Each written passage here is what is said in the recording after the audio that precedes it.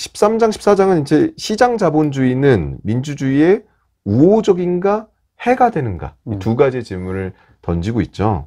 예, 로버트 달이 시장 자본주의, 경제의 문제와 민주주의의 상관관계에 대한 관심이 상당히 많았던 것으로 보이고 이 핵심적인 부분을 찌르고 있는 게 아닌가 그런 생각도 듭니다.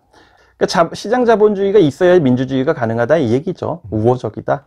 근데 저는 이제 이거를 어떻게 이제 어떤 시각에서 좀 독해를 했냐면 그게 이제 로버트 달 선생님 다른 책들에서도 이제 이 이야기가 나오는데 경제와 민주주의는 어떤 상관을 갖느냐. 근데 일단은 좀 잘 살아야 민주주의 할 수 있다. 이런 생각을 하시는 것 같아요. 그렇죠. 그러니까 민주주의가 가난한 나라에서는 좀 어렵다. 왜냐하면 어떤 정책 결정의 효율성 면에서 민주주의는 그렇게 효율적이진 않거든요.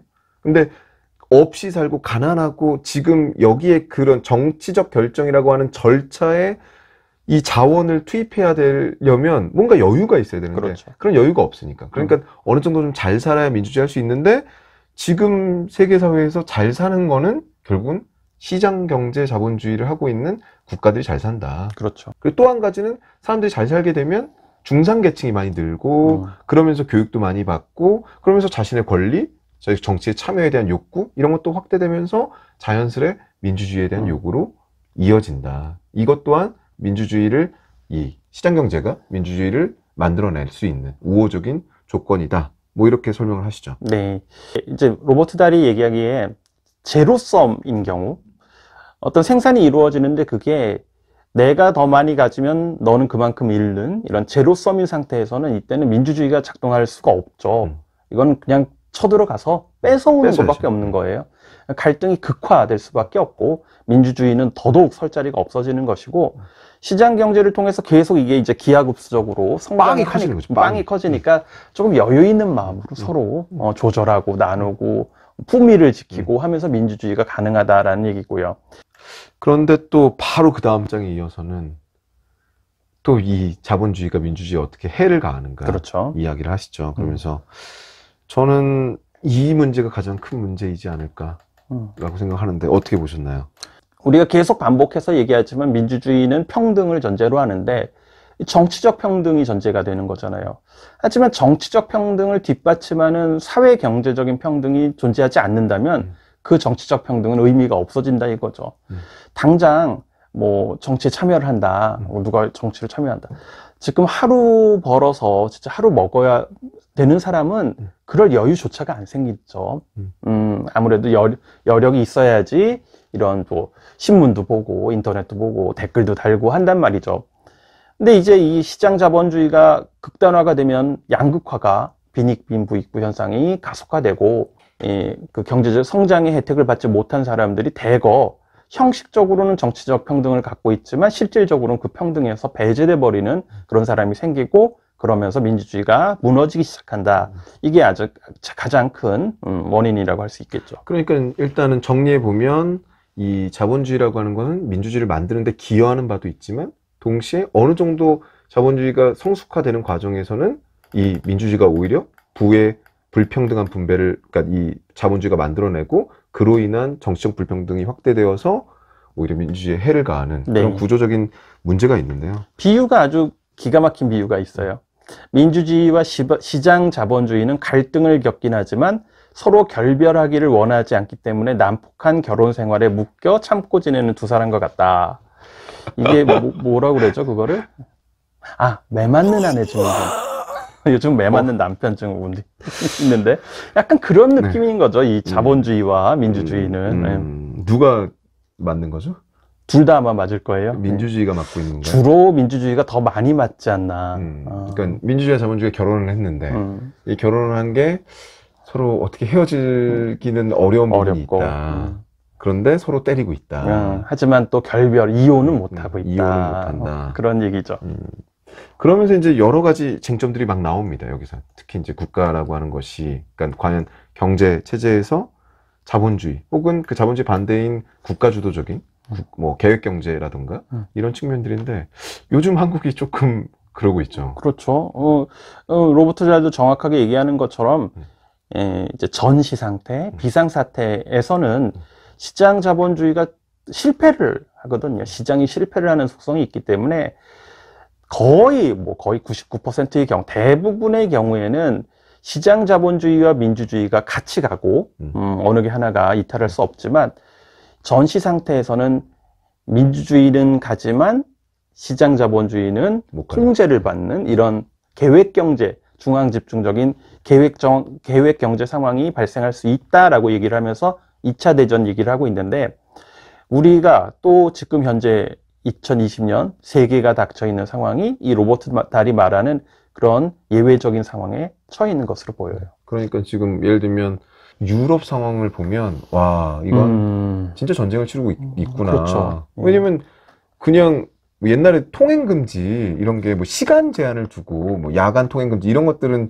존재했었는데 이렇게 무슨 주야간 다 떠나가지고 무조건 집을 떠나지 마라. 뭐 나오면 잡아간다고 이런 그러게요. 수준의 이거 뭐 경제활동이라고 하는 걸 거의 차단하는 그렇죠. 그런 정도의 이 국가의 개입인데 우리 마스크대란을 얼마 전까지 겪었잖아요. 네.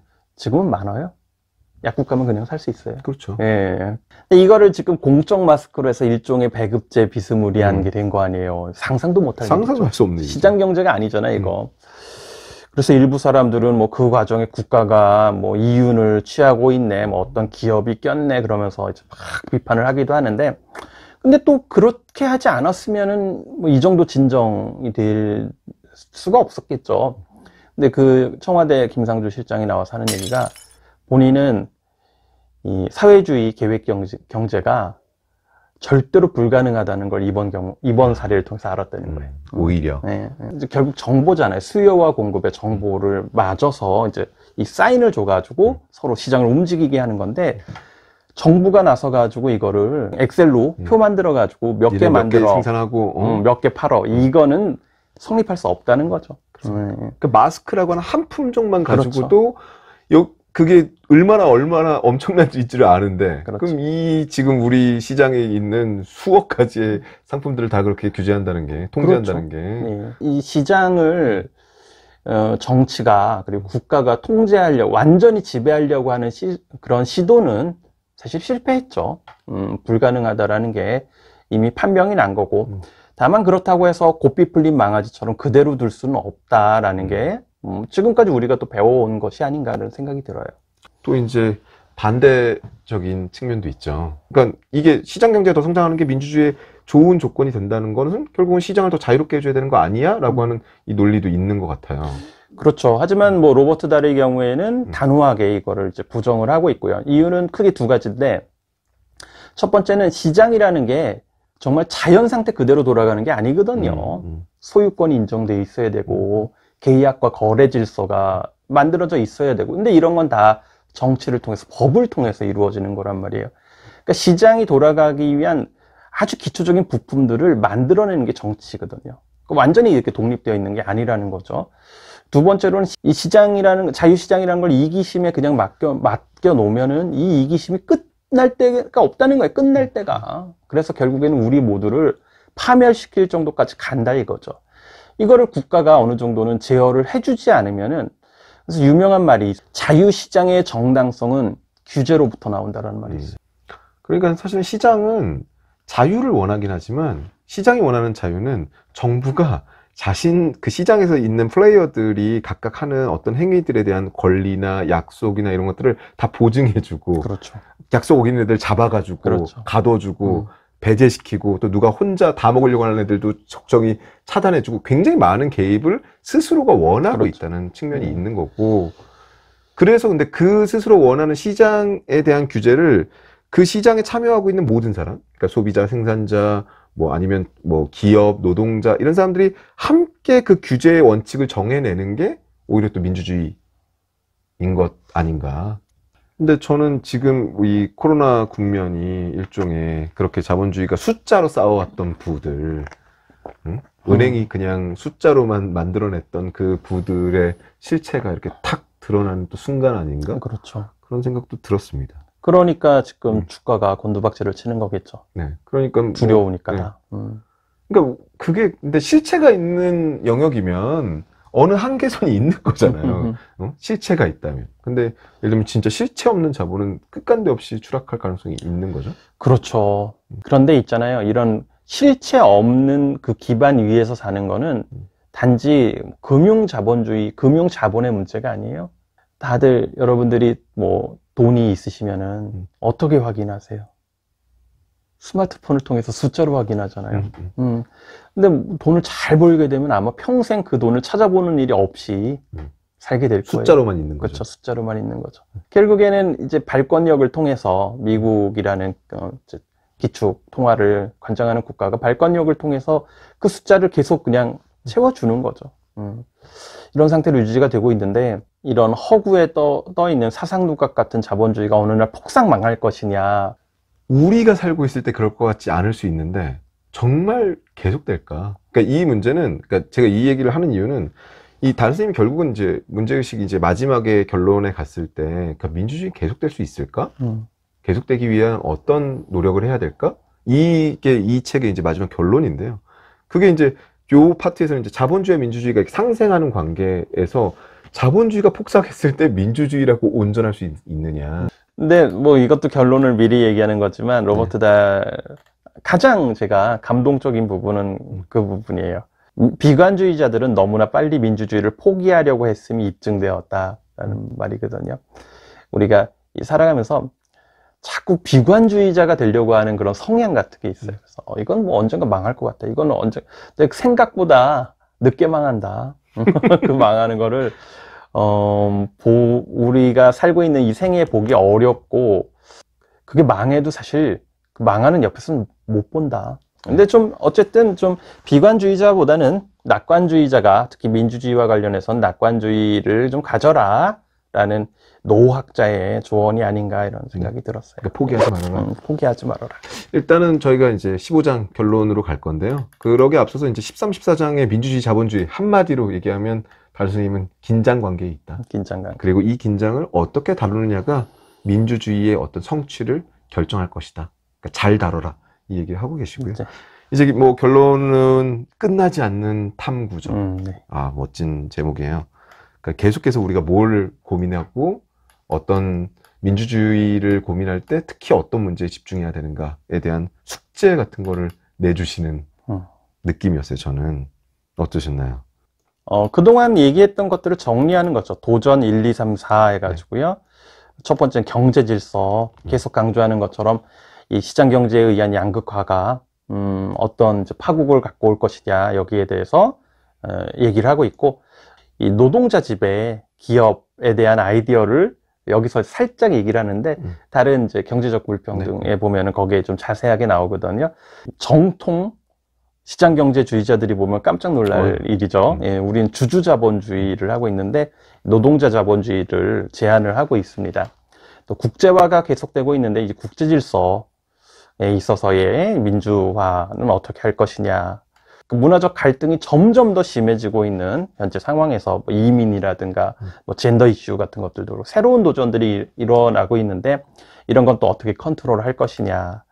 그리고 마지막으로 교육, 시민 교육을 어떻게 해나갈 것이냐, 이런 얘기들에 대해서 짤막짤막한 아이디어들을 제시를 하고 있습니다. 그러니까 저는 이제 이 15장을 읽으면서, 아, 이게 진짜 나는 민주주의를 연구한다는 사람인데, 민주주의를 연구할 때, 그러니까 완전히 관점이 다르구나. 그러니까 저는 더 제도라든가 이런 거에 더 완성도를 높이면 되지 않을까? 이런 생각들을 했는데, 이 달수님은 그거가 아니라 그 주변을 둘러싸고 있는 조건들의 이야기들을 계속 하시는 거죠. 그러니까 특히 이제 저는 경제 질서, 우리 되게 뭐 경제 민주화, 뭐 그런 이야기들을 하면서 뭐 한때 지지난 대선이었죠. 그러니까 지지난 대선에선 굉장히 그게 화두가 됐죠. 네, 뜨거운 논쟁거리였는데, 이제 조금 잊혀지고 있긴 한데, 다시 한번 이 민주주의에 최적화된 경제 질서라고 하는 게 어떤 것인가?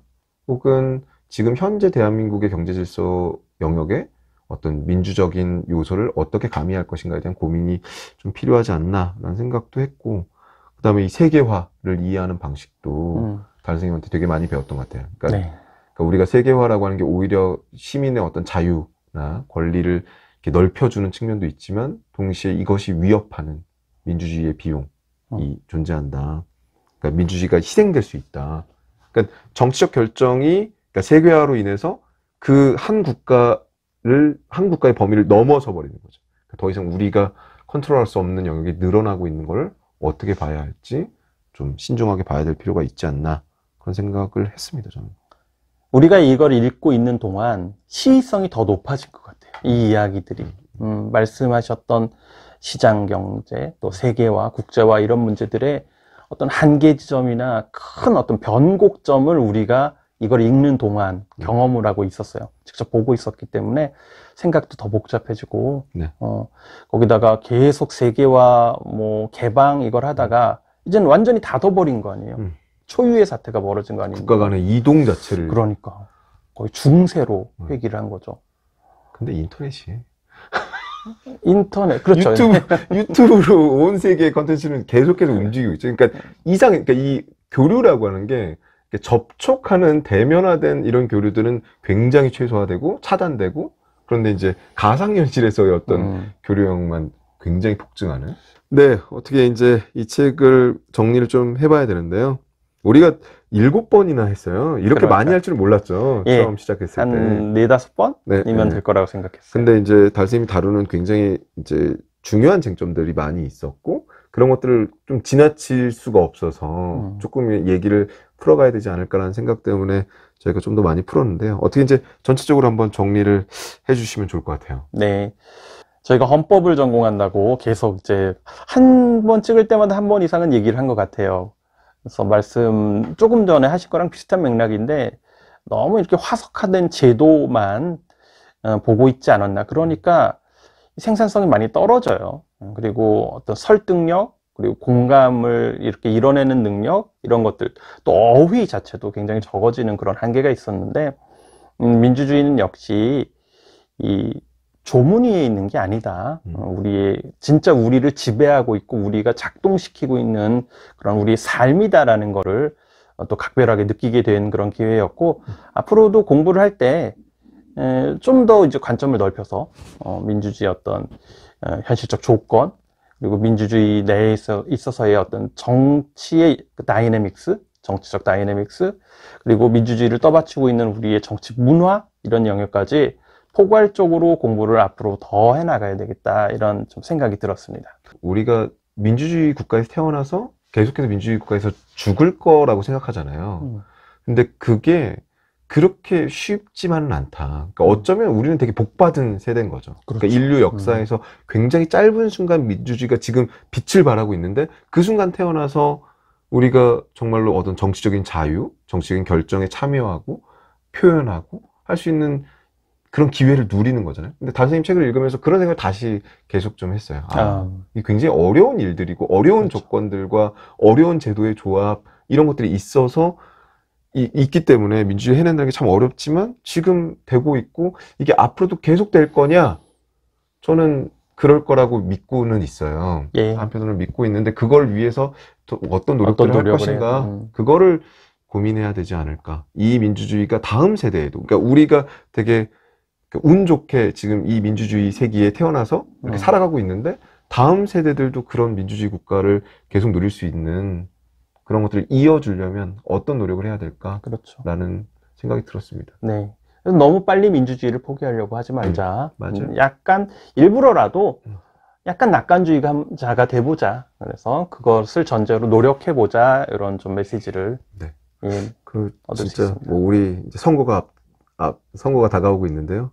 그냥 선거를 바라보는 태도도 우리가 진짜 여기에서 굉장히 중요한 덕목들이 있잖아요. 민주주의를 위한. 근데 저는 특히 지금 우리 사회에게 요구되는 건 조금 관용이 있어야 되지 않나. 상대에 대한 이해와 존중, 관용까지.